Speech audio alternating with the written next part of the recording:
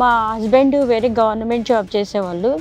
అయితే వాళ్ళు ఇక్కడ సిటీ ఉండడం మూలన వేరే అమ్మాయిని ఇచ్చి పెళ్లి చేయాలనేసి ఉద్దేశంతో నన్ను 5 years ఇంట్లోనే పెట్టారు. ఒక 4-5 ఒక్క నెలనే. భర్త ఇంటికి వెళ్ళారు, నెల రోజుల్లో ప్రెగ్నెన్సీ కన్ఫర్మ్ అయింది. డెలివరీ అయ్యే వరకు వీళ్ళెవరు రాలేదు. మీ అత్త మామ కూడా పలకరించలేదా? ఏం లేదు. ఓకే, అతనితో లీగల్ గా డైవర్స్ అయిపోయింది. 6 ఆయన ద్వారా ఒక పాప బాబా మీకు? పాప. కాదమ్మా, నెల రోజుల్లో కాపురంలో పిల్ల జీవితం ఇలా అయిపోయి 6 ఏళ్ల నుంచి ఇంట్లో ఉంటుంది. అదే కదా, పిల్లకి ఇంకో పెళ్లి చేయాలని. సంవత్సరాలలో నిజంగా మీరన్నట్టే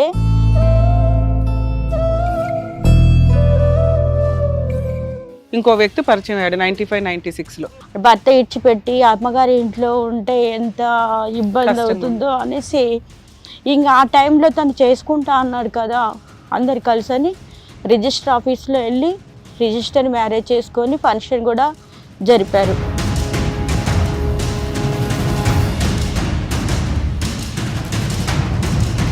హైదరాబాద్ తీసుకొచ్చాడు, మన ఒక ఇంట్లో పెట్టాడు. ఎవరిల్లు అది?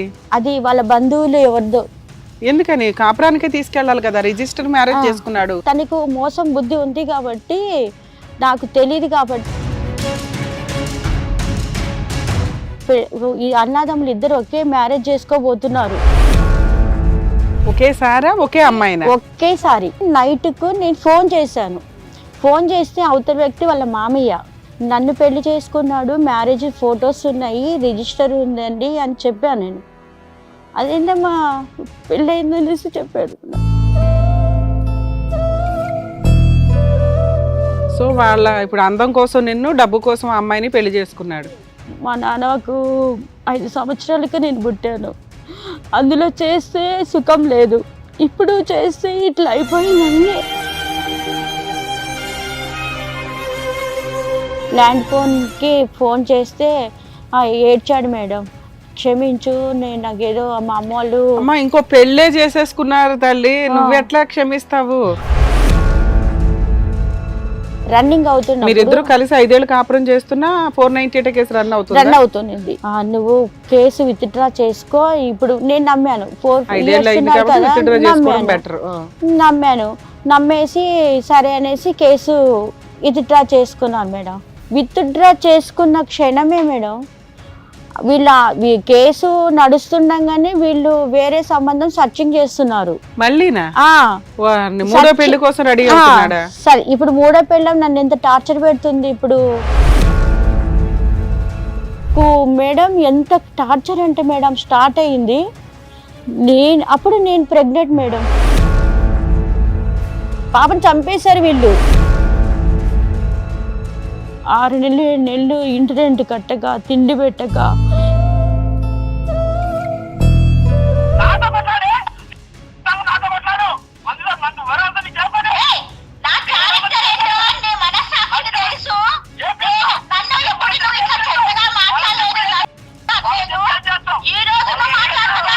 నేను జీవితకాలం మోసం చేస్తున్నాడు. 10-15 ఏళ్ల నుంచి, 15 years అయింది. 10-15 ఏళ్ల నుంచి కదా, నీ పెళ్లి దగ్గర నుంచి మోసం చేస్తున్నాడు. మీ ఆయన నీకు అన్యాయం చేశాడు. నువ్వు అతని మీద, అతని అమ్మా నాన్న మీద కేసులు ఫైల్ చేసుకునే రైట్స్ మీకున్నాయి. నేను పిలిస్తే ఇప్పుడు ఏదైనా ఒక రోజు రమ్మంటే ఒక పండగ రాడు. రావద్దంటున్నా, వద్దు, నువ్వు అసలు ఎంటర్టైన్ చేయకు. నీ దగ్గరకు వచ్చేంత అర్హతే లేదు అతనికి. ఎక్కడి నుంచి వచ్చారు? హైదరాబాద్ నుంచే సార్. ఏం పేరు? రాణి సార్. రాణి. ఏంటమ్మా సమస్య ఏంటి? సమస్య, నా హస్బెండ్ 2 పెళ్ళిళ్ళు చేసుకున్నాడు సార్. ఫస్ట్ భార్య నేనే. అంటే అది కొంచెం ప్రాబ్లం ఉండింది నాకు. ఫస్ట్ స్టార్టింగ్ నేను 10th class చదువుతుండగానే నాన్న వాళ్ళు మ్యారేజ్ చేశారు. 1 monthకే 89లో మ్యారేజ్ చేశారు. ఫిబ్రవరిలో పెళ్లి చేశారు. మార్చిలో నేను ప్రెగ్నెంట్గా ఉన్నాను. చదువుకుంటున్నా నేను అప్పుడు. నాకు హైదరాబాద్ అబ్బాయిని ఇచ్చి పెళ్లి చేశారు. చేసే వల్ల మేము ఒక మాలమూర ప్రాంతంలో ఉండేవాళ్ళము. అక్కడ చాలా దూరం, ఇక్కడ నుంచి 7 hours జర్నీ. మీ వయసు ఎంతమ్మా? ఇప్పుడు 50 మేడం. మీరు 40 years బ్యాక్ పెళ్ళైనట్టు చెప్తున్నారు. 40 కాదు, 35. 30 30 years. 30 years. 89. 89. అది 10 years, ఇది 24 అప్పుడు years. 25 years, 35 years, 10th చదువుతుంది. 35 years 35 years అయిపోయింది. ఆ, ఓకే 35 plus 15. ఆ. అయితే నాకు అప్పుడు మ్యారేజ్ చేశారు ఎందుకు అంత చిన్న వయసులోనే పెళ్లి చేశారు మీకు? నాన్న వాళ్ళు అంటే వాళ్ళ నాన్నగారు అన్న వాళ్ళు ఒక మంచి సంబంధం వస్తుంది అప్పుడు చిన్న వయసులోనే చేశారు మేడం. నాకు ఏం తెలీదు చెప్పాలంటే, ఇప్పుడిప్పుడే కొంచెం తెలుసుకుంటున్నా కానీ అప్పుడైతే చాలా అమాయకంగా ఉండేదని. మీ పెళ్ళప్పుడు మీ హస్బెండ్ ఏం చేస్తుండేవాళ్ళు? మా హస్బెండ్ వేరే గవర్నమెంట్ జాబ్ చేసేవాళ్ళు. అయితే వాళ్ళు ఇక్కడ సిటీ ఉండడం మూలన వేరే అమ్మాయినిచ్చి పెళ్లి చేయాలనేసి ఉద్దేశంతో నన్ను 5 years ఇంట్లోనే పెట్టారు. అప్పుడు ఫోన్లు లేవు, బస్సులు లేవు, అసలు ఎక్కడ వాళ్ళు అక్కడే ఉండేవాళ్ళు. కోర్టుకి వేస్తేనేమో ఏదో 300 అప్పుడు అట్లా డబ్బులు 300 ఇచ్చేది కూడా ఇవ్వలేదు. మా నాన్న జాబ్ చేస్తున్నప్పుడు అటు ఇటు తిరగాలంటే తిరిగేవాడు కాదు, చాలా అమాయకుడు మా నాన్న కూడా. ఇంకా నేను అలాంటి సమయంలో ఇంకా పాప పెరుగుతూ ఉండింది 5-6 years వరకు. 89 లో మ్యారేజ్ అయింది, కాపురానికి వెళ్ళారు. వాళ్ళు కాపురానికి ఫిబ్రవరిలో వెళ్ళాను మేడం. ఫిబ్రవరిలో వెళ్తే మార్చిలో నాకు పాప ప్రెగ్నెంట్. ప్రెగ్నెంట్ అయినాక డెలివరీకి అమ్మ వాళ్ళకి తీసుకొని వస్తారు కదా, అప్పటి నుంచి అమ్మ వాళ్ళ దగ్గరే ఉన్నాను నేను. పెళ్ళే ఒక 4-5 నెలలు ఒక్క నెలనే. అట్లాగా ఉన్న తర్వాత 5-6 సంవత్సరాలకు అమ్మ వాళ్ళ ఇంట్లో ఉన్నాను. అయితే నాకు ఏం చేశాను, ఎందుకు 5-6 సంవత్సరాలు మీ అమ్మ వాళ్ళ ఇంట్లో ఉండిపోవాల్సి వచ్చింది మీకు? అక్కడ ఎట్లా ఉంటుంది, ఒక నెల రోజుల్లో ఏం జరిగిపోయింది? ఒక నెల రోజుల్లో నేను ప్రెగ్నెంట్ అయ్యి డెలివరీ అయ్యే వరకు వాళ్ళు ఎవ్వరూ రాలేదు. అప్పుడు కమ్యూనికేషన్ ఏమీ లేదు. ఇప్పుడు వీళ్ళు ఎక్కడ ఇల్లు మారే వాళ్ళు హైదరాబాద్ లో. భర్త ఇంటికి వెళ్ళారు, నెల రోజుల్లో ప్రెగ్నెన్సీ కన్ఫర్మ్ అయింది. అప్పుడే ఎందుకు వచ్చేసారు? 5th month లోనో 6th month లోనో అలా తీసుకెళ్తారు కానీ అట్లా మామూలుగా వచ్చాను మేడం. ఊరికే వచ్చారు పలకరించడానికి, ఎందుకంటే అమ్మ వాళ్ళ బెంగతో వచ్చారు, ఎందుకంటే చిన్నపిల్ల. అంటే ఇంకా ప్రెగ్నెంట్ అని తెలిసాక వాళ్ళకు చెప్పారు, మా అమ్మాయి ప్రెగ్నెంట్ కదా నేను చూసుకుంటాము అన్నట్టు చేశారు. డెలివరీ అయ్యే వరకు వీళ్ళెవరు రాలేదు. నిన్ను చూడడానికి కూడా రాలేదా? రాలేదు. ఏం కావాలి అన్న, ఫ్రూట్స్ తింటావా, ఎట్లా ఉన్నావు, ఆరోగ్యం ఎలా ఉంది, అట్లా ఏం లేదు. అత్త మామ కూడా పలకరించలేదా? ఏం లేదు. అట్లా 5-6 సంవత్సరాలు అయిపోయినాక మేడం, తర్వాత 5-6 సంవత్సరాలు అయిపోయింది. 5 సంవత్సరాలు మీరు ట్రై చేయలేదు కలుస్తానికి? ట్రై చేసాం సార్. ట్రై చేసిన సమయంలో ఇక్కడ హైదరాబాద్ కి అమ్మ నాన్న అందరూ వచ్చారు. ఇక్కడికి వచ్చిన తర్వాత వాళ్ళు ఏం చేశారంటే ఒక లాయర్ని పిలుచుకొచ్చారు. లాయర్ని పిలుచుకొచ్చి సైన్ పెట్టించుకున్నారు. అది ఎందుకమ్మా అసలు అప్పుడే లాయర్ల దాకా ఎందుకండి?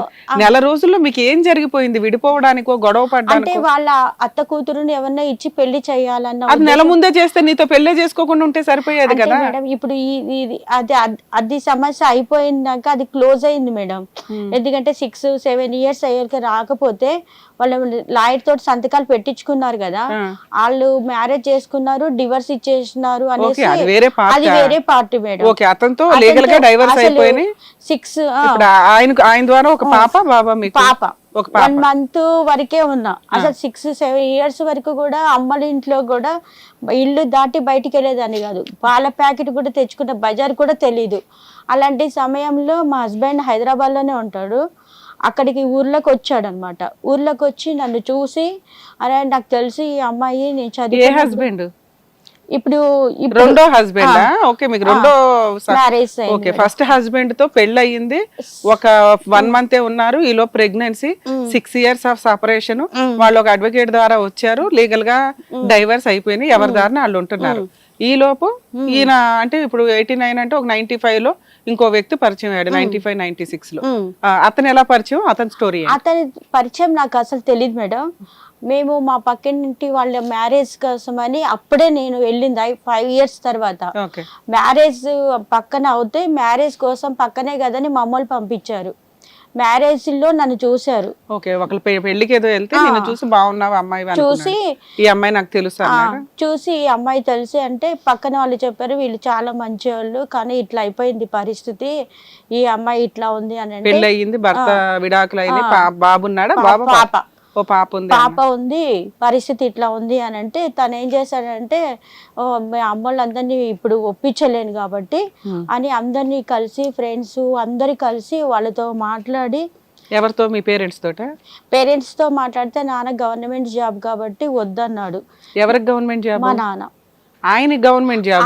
ఆయన కాదు మేడం, మా నాన్న గవర్నమెంట్ జాబ్ కాబట్టి నేను పెళ్లి మా నాన్నకు సెకండ్ మ్యారేజ్ ఇష్టం లేదు. మీ నాన్నకి సెకండ్ మ్యారేజ్ ఇష్టం లేదు, మా అమ్మకి ఇష్టం అయింది. కాదమ్మా, నెల రోజుల్లో కాపురంలో పిల్ల జీవితం ఇలా అయిపోయి 6 ఏళ్ల నుంచి ఇంట్లో అసలు ఉంటుంది, అదే కదా పిల్లకి ఇంకో పెళ్లి చేయాలని మీ నాన్న- సంవత్సరాలలో నిజంగా మీరన్నట్టే అక్కడ ఉన్న వాళ్ళందరూ అంటారు అదే కదా, అడిగారు. అంత కానీ చిన్న నాకు పిల్లకి అడిగే తెలియదు కదా మేడం, నాకు అమ్మా నాన్న తెలియదు. చూసుకుంటారు అనుకున్నా. అమ్మ నాన్న చూసుకుంటున్నారు. అక్కడ మా అత్త మామ కూడా బాధ పెట్టారు. అక్కడ కూడా అన్నీ కొంచెం సఫర్ అయ్యా. మధ్యలో ఒకసారి వెళ్ళినప్పుడు పాపతోటి ఒకసారి వెళ్ళాను. ఈ పాపని తీసుకున్న తర్వాత నాన్న, ఎందుకంటే ఈ స్టోరీ ఎందుకు అన్నట్టు నేను చెప్పట్లేదు మేడం, అది అదే దానికి అవసరం లేదు, ఎట్లయితే విడాకులు అయిపోయినాయి కాబట్టి. ఇప్పుడు ఇతను ఎట్లా చేసుకున్నాడు అంటే వీళ్ళ బంధువులు ఉన్నారు, వీళ్ళందరూ ఉన్నారు, వీళ్ళందరూ కలిసి ఒక టెంపుల్లోనే, శ్రీశైలం టెంపుల్లో మీ నాన్న అడిగితే మీ నాన్న నేను చెయ్యను, మా అమ్మాయికి సెకండ్ మ్యారేజ్ గుడ్, సొసైటీలో పరువు పోతుంది నాకు అన్నట్టు ఆయన స్టాండ్ తీసుకుని ఉన్నాడు. సో మీరు ఈ అబ్బాయి మాట్లాడుకున్నారు? 23 అట్లా ఉంటాయి మేడం. ఓకే, కొంచెం వయసు వచ్చింది ఆ టైంకి. 23 ఇయర్స్ అట్లా క్రాస్ అవుతుంది. ఇంకా అట్లా ఆ టైంలో 24 అట్లా అడుగుతుంటే మాకు భయం వేసి ఇంటి పక్కన వాళ్ళందరూ ఏమన్నారంటే మీ మమ్మీ డాడీ అసలు నీకు పెళ్లి చెయ్యరు, ఇట్లాగే ఉంచుతారు అనేసి నన్ను కొంచెం ఎంకరేజ్ చేశారు. ఇంట్లో కూడా కొద్దిగా తమ్ముడు వాళ్ళు చెల్లి వాళ్ళు అందరూ ఉన్నారు, వాళ్ళు కూడా కొంచెం అప్పుడు నాకు కొంచెం ఊహ తెలిసింది, భర్త ఇచ్చిపెట్టి అమ్మగారి ఇంట్లో ఉంటే ఎంత ఇబ్బంది అవుతుందో అనేసి. ఇంకా ఆ టైంలో తను చేసుకుంటా అన్నాడు కదా, అందరు కలిసని రిజిస్టర్ ఆఫీస్లో వెళ్ళి రిజిస్టర్ మ్యారేజ్ చేసుకొని ఫంక్షన్ కూడా జరిపారు. నాన్న జరిగిందమ్మా సుమారు 95లో 95లో జరిగింది మేడం. ఫంక్షన్ కూడా చేశారు, నాన్న ఒక్కరు రాలేదు కానీ అందరు వచ్చారు. రిజిస్టర్ కూడా అయిపోయింది మ్యారేజ్. అయితే నా అమ్మ వాళ్ళందరూ అడిగారు మీ మమ్మీ నా డాడీకి చెప్పవా నువ్వు అంటే, తనేమన్నారంటే వాళ్ళు ఈ పరిస్థితులు ఒప్పుకోరు, ఇప్పటికే మీకు లేట్ అయ్యి ఇట్లా అయింది కదా, నేను మ్యారేజ్ చేసుకున్న తర్వాత పాపను చూసుకుంటాను, నేను అమ్మా నాన్నకి అందరికీ ఒప్పించి చెప్తాను అనేసి అన్నారు. అన్నాక వాళ్ళ బ్రదరు వచ్చేసి ఇంటి ముందు బాగా పెద్ద పెద్ద కేకలు వేసుకుంటూ చెడ్డ మాటలు మాట్లాడుతూ చాలా సఫర్ చేశాడు. అప్పుడు ఇరుగు పొరుగు వాళ్ళు, ఇప్పుడు గవర్నమెంట్ స్టాఫ్ క్వార్టర్స్లో ఎంతో మర్యాదగా ఉంటారు, అలాంటప్పుడు అక్కడ మర్యాద తీసాడు అనమాట. ఎందుకని ఇప్పుడు మీ నాన్నకి పెళ్లి చేయకపోవడానికి కారణం, నీకు చేయకపోవడానికి కారణం పరువు పోతుంది, మా అమ్మాయికి రెండో పెళ్లి చేయను ఆడపిల్ల అని. అతను వద్దు అనడానికి, వాళ్ళ ఇంట్లో వాళ్ళు వద్దు అనడానికి కారణం ఏంటి? ఆల్రెడీ పెళ్ళైన అమ్మాయి, ఒక పాప ఉన్న అమ్మాయిని ఎందుకు చేసుకోవాలని? అతనికి అంత ముందు ఏమైనా మ్యారేజ్ అయిందా లేకపోతే అతను నువ్వే ఫస్ట్? నేనే. ఓకే, అతను ఏం చేస్తుండేవాడమ్మా? బిజినెస్ చేసేవాడంట. సరే అనేసి మరి మీరు అతన్ని నమ్మారా? ఎందుకు నన్ను పెళ్లి చేసుకుంటున్నారు? నమ్మారంటే కారణము మా నాన్న దగ్గర గవర్నమెంట్ జాబ్, వాళ్ళ నాన్న కూడా గవర్నమెంట్ జాబే మేడం. అతను వాళ్ళు అక్కడే చదువుకున్నారంట, నేను చూడలేదు ఎప్పుడు, కానీ నా గురించి తెలుసా అంట, అన్ని తెలుసుకొని చేసుకోవాలని నిర్ణయం తీసుకొని చేసుకున్నాడు. మీరు పెళ్లికి ముందు అతనితో మాట్లాడారా? నన్ను ఎందుకు చేసుకుంటున్నారండి మీరు, నాకు ఆల్రెడీ పెళ్లి వస్తే అసలు ఏం లేదు మేడం. మరి ఎట్లా నమ్మేసావు? ఎట్లా నమ్మాను అంటే మా ఫ్రెండ్ వాళ్ళు అందరు ఉన్నారు కదా, వాళ్ళు ఏమన్నారు, వాళ్ళ నాన్న అక్కడే గవర్నమెంట్ జాబు, బయట హైదరాబాద్ లో వాళ్ళ బుద్ధులు ఎట్లుంటుందో తెలియదు, ఊర్లో బుద్ధులందరినీ మనకు అసలు మోసం అంటేనే తెలియదు, అబద్ధం అంటేనే తెలియదు. అట్లా ఉంటున్న టైంలో ఇతను మోసగాడని ఎట్లాగా అనిపిస్తుంది, ఎవరిని మనం చూడలేదు, తెలీదు. అట్లాగా ఇప్పుడు మనం ఇంట్లో ప్రాబ్లమ్స్ వచ్చాయి, థాట్స్ వచ్చాయి, పిల్లలు పెళ్ళిలా కావాలి. ఇప్పుడు నాకు అప్పుడు ఆలోచన వచ్చినప్పుడు నాకు ఏం అనిపించలేదు, తెలీదు కూడా. సరే అని రిజిస్టర్ మ్యారేజ్ చేసుకున్నాక వాళ్ళ అమ్మోళ్ళ ఇంటికి ఇక్కడ తీసుకొచ్చి 15 రోజులు అట్లా ఉంచాడు. ఉంచిన తర్వాత చెప్పాడు, వీళ్ళ తమ్ముడు వచ్చి అప్పుడు గొడవ చేసిన విషయం కూడా చెప్పాడు ఇంట్లో. వాళ్ళ తమ్ముడు వచ్చింది మీ ఇంటికి వచ్చాడా? మా ఇంటికి వచ్చాడు. మీ నాన్నగారు ఒప్పుకోలేదు, మీ ఇంట్లో ఎట్లా ఉన్నారు మీరు? ఇంట్లోకి రాలేదు సార్, బయట వచ్చి గొడవ పడ్డాడు. బయట గొడవ పడ్డాడు. ఈవిడ వాళ్ళ ఇంట్లోనే ఉందిగా. అప్పుడు పెళ్ళి అయిపోయిన తర్వాత హైదరాబాద్ తీసుకొచ్చి మళ్ళీ ఇంటికి తీసుకొచ్చాడు. ఇంటికి తీసుకొచ్చి ఫాదర్ కి ఏమని చెప్పాడంటే, మాట్లాడలేదు మా నాన్న అప్పటికి కూడా, మా నాన్న మాట్లాడలేదు కానీ అమ్మ సపోర్ట్ ఉండింది నాకు. ఇంటికి తీసుకొచ్చేసి చెప్పాడు, అమ్మ నాన్న నేను ఒప్పిస్తాను, ఇంకా నేను ఎట్లాగో రిజిస్టర్ అయిపోయింది, ఇక్కడంతా ఫంక్షన్ అయిపోయింది, నేను ఇక్కడికి ఇంటికి తీసుకెళ్ళి కాపురంలో తీసుకెళ్ళిపోతాను, మీరేమి మా తమ్ముడు మాటలు పట్టించుకోవద్దండి, కోపంలో ఏదో మాట్లాడుతుంటారు అంటే వాళ్ళు నా బాధల్లో కొంచెం ఇలా అయిపోయింది కాబట్టి వాళ్ళు కూడా పెద్దగా వాళ్ళ మీద యాక్షన్ తీసుకోవాలా, గొడవ చేయకూడదు, ఏదో అయిపోయింది ఈ అమ్మాయి జీవితం అట్లా అని వాళ్ళు అలా అన్నారు. సరే నన్ను కాపురాన్ని తీసుకెళ్తాను హైదరాబాద్కి తీసుకొచ్చారు. తీసుకొచ్చి ఇంట్లో 15 రోజులు ఉన్నాక తెలిసింది వాళ్ళకు, తెలిసి ఇంట్లో గొడవ చేస్తున్నారు కదా, మనం పక్కన ఉందాము అనేసి అన్నారు. అన్న ఒక 7-8 నెలలు బాగున్నారు, ఇల్లు తీసుకొని మంచిగానే నమ్మాను. అసలు నమ్మడం ఒక్కటే నాకు తెలిసింది, ఇక ఈయన ప్రపంచం తప్ప నాకేమీ తెలియదు. ఆయన నమ్మిన తర్వాత ఆయన ఏం చేశాడంటే మా బంధువుల ఇంటికి వెళ్ళు, ఒక 15 days నాకు ఇంటర్వ్యూ ఉంది, నేను చెన్నైకి వెళ్తున్నాను అన్నాడు. 15 రోజులు ఇంటర్వ్యూలు అవుతాయి అంటే ఇక్కడ అట్లే ఉంటుంది అన్నాడు. సరే అని మా బంధువుల ఇంట్లో ఉంచారు. మా బంధువుల ఇంట్లో ఉంచిన తర్వాత ఒక 15 రోజులైనా రాలేదు. మా బంధువులకి కొంచెం డౌట్ వచ్చింది, ఏదో మీ ఆయన కొంచెం మోసగాళ్ళలాగా ఉన్నాడు అంటే మోసమో అట్లా ఏముండదు అని వాళ్ళకు సమర్థించాను. సమర్థించాక ఈయన వచ్చాడు, 15 రోజుల తర్వాత వచ్చాడు. మా బంధువుల్లో ఉండే ఆయనను చూసి ఏదో మీ ఆయన కొంచెము తేడా కొడుతున్నాడు అనేసి అన్నది. అది కూడా నాకు అర్థం కాలేదు అప్పుడు. నన్ను తీసుకొచ్చి హైదరాబాద్ తీసుకొచ్చాడు. తీసుకొచ్చి నాకు ఒక ఫోన్ నెంబర్ ఇచ్చాడు, ఇచ్చి ఇంటికి వెళ్ళిపోయాడు. నైట్ మన ఒక ఇంట్లో పెట్టాడు. ఎవరిల్లు అది? అది వాళ్ళ బంధువులు ఎవరిదో. ఎందుకని కాపురానికే తీసుకెళ్ళాలి కదా, రిజిస్టర్ మ్యారేజ్ చేసుకున్నాడు. రిజిస్టర్ మ్యారేజ్ చేసుకున్నాడు అంటే చీట్ చేసే ఉద్దేశం లేదా? మామూలుగా ఏదో గుడిలోకి తీసుకెళ్ళాలి లేకపోతే ఎక్కడికో తీసుకెళ్ళిపోయి పెళ్లి చేసేసుకున్నాడు సీక్రెట్ గా అంటే ఏమో మోసం చేస్తాడు అనుకోవచ్చు. ఈ రిజిస్టర్డ్ మ్యారేజ్ చేసుకుని లీగల్ గా ఇరుక్కున్న వ్యక్తి వాళ్ళ ఇంటికి తీసుకెళ్ళాలి లేదా సపరేట్ ఫ్యామిలీ పెట్టాలి ఒక ఇల్లు తీసుకొని, అలా ఎందుకు చేయలేదు? అదే తనకు మోసం బుద్ధి ఉంది కాబట్టి, నాకు తెలియదు కాబట్టి, నేను అన్ని నమ్ముతాను కాబట్టి ఆయన ఎక్కడ పెట్టినా ఆయన కోసమే నేను చూస్తున్నాను. నన్ను వాళ్ళ ఇంట్లో పెట్టిన తర్వాత నాకు ఒక ఫోన్ నెంబర్ ఇచ్చాడు, అది ఒక ల్యాండ్ ఫోన్ నెంబరు. నాకు ఉండబుద్ధి కాక నేను ఫోన్ చేశాను. ఫోన్ చేస్తే అవతల వ్యక్తి వాళ్ళకు తమ్ముడు, ఎవరైతే నన్ను తిట్టారు ఇంటి దగ్గర, ఆ తమ్ముడు ఈ అన్నదమ్ములు ఇద్దరు ఒకే మ్యారేజ్ చేసుకోబోతున్నారు. ఒకేసారి ఇద్దరు మ్యారేజ్ జరుగుతుంది. వాళ్ళ ఇంట్లో మిమ్మల్ని పెళ్లి చేసుకోవడం ఇష్టం లేదు కాబట్టి వాళ్ళు వేరే పెళ్లి చేస్తారు. వేరే పెళ్లి చేసుకుంటారు. దూరంగా ఉంచి వాళ్ళ తమ్ముడికి బంధువే అనమాట, మామ అవుతారంట, ఆయన నెంబర్ నాకు ఇచ్చాడు. అయితే వీళ్ళిద్దరికి వేరే. ఎన్ని రోజులు ఉన్నావు హైదరాబాద్ లో? అప్పటికి 15 days. వచ్చి 15 days లో ఆయనకి ఇంకో పెళ్లి అవుతుందని నీకు ఎలా తెలిసింది? నాకు ఎలా తెలీదు అప్పటికి కూడా. 15 days రేపు పెళ్లి అవుతుంది అనగా నా దగ్గరే ఉన్నాడు. 15 days రేపు పెళ్లి అవుతుంది అనగా నైట్ ఏదో చేస్తారు కదా, వెళ్ళిపోయాడు. నైట్ వెళ్ళిపోయి మళ్ళీ అర్ధరాత్రి వచ్చాడు 1 గంటకు. అక్కడ కార్యక్రమాలు చేసుకుని నా దగ్గరికి వచ్చాడు. మళ్ళీ రేపు మ్యారేజ్ అవుతానగా, రేపు 10 మ్యారేజ్ అనగా 6 బయలుదేరాడు. నాకు కొంచెం పని ఉంది అర్జెంట్ గా అనేసి వెళ్ళాడు. నాకు ల్యాండ్ ఫోన్ నెంబర్ ఇచ్చాడు కదా ఆయన, తను వస్తాడేమో అన్నట్టు నేను ఫోన్ చేశా. ఎన్నింటికి? ఎప్పుడు మార్నింగ్ వెళ్ళాడు. అక్కడ పెళ్లి అయింది, అక్కడ పెళ్లి అయిపోయింది. మళ్ళీ మధ్యాహ్నం వచ్చేవాడు కదా, రాలేదు. రోజు వచ్చేవాడు కదా, రాలేదు అని నైట్ కు నేను ఫోన్ చేశాను. ఫోన్ చేస్తే అవతల వ్యక్తి వాళ్ళ మామయ్య ఏం చేశాడు, ఏంటమ్మా ఎక్కడున్నావు నువ్వు అంటే, ఎవరమ్మా అని అడిగాడు. నేను శేషు భార్యను అన్నా. ఎవరమ్మా? ఏ శేషగిరి అన్నాడు. నల్లకుంటలో ఉంటారు కదా తిలక్ నగర్లో, అక్కడ ఎక్కడ అని అన్నీ చెప్పాను. నన్ను పెళ్లి చేసుకున్నాడు, మ్యారేజ్ ఫొటోస్ ఉన్నాయి, రిజిస్టర్ ఉందండి అని చెప్పాను నేను. అదేంటమ్మా పెళ్ళి అయిందనేసి చెప్పాడు. ఇప్పుడే పెళ్ళయిందమ్మా అబ్బాయికి ఫ్రెష్ గా అంటున్నాడు.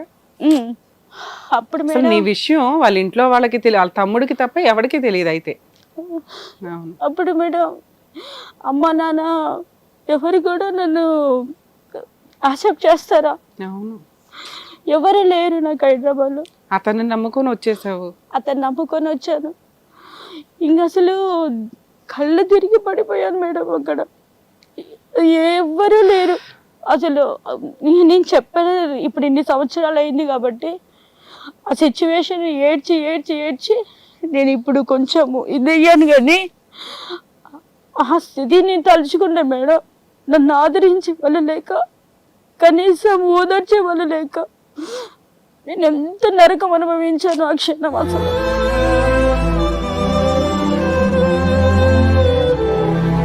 కాదమ్మా, మీరు ఒకళ్ళ ఇంట్లో ఉన్నారు కదా, వాళ్ళకి కూడా తెలియదా అబ్బాయికి మ్యారేజ్ అవుతుందని? వాళ్ళకు తెలుసు, చెప్పలా?